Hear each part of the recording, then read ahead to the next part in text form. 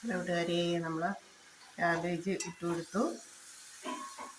അപ്പം തന്നെ തേങ്ങ, ചെറിയ സവാള, ഇഞ്ചിയൊക്കെ ചേർത്തിട്ടുണ്ട്. മഞ്ഞൾപ്പൊടിയും ചേർത്ത് ഉപ്പ് ഒഴിച്ച് നമുക്കൊന്ന് ഇളക്കി വയ്ക്കാം.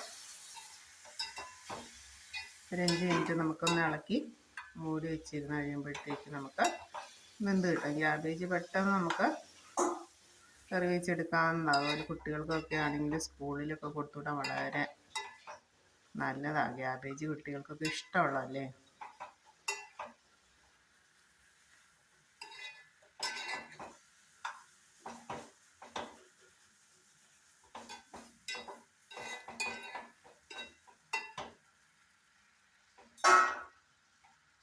അഞ്ച് മിനിറ്റ് നമുക്കൊന്ന് അടച്ചു വെച്ച് വേവിക്കാതിരുന്ന് വേവട്ടെ.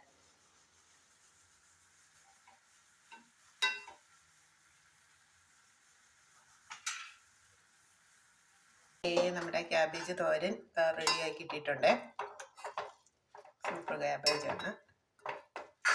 ക്യാബേജ് തോരനാണ് നമ്മുടെ കറി.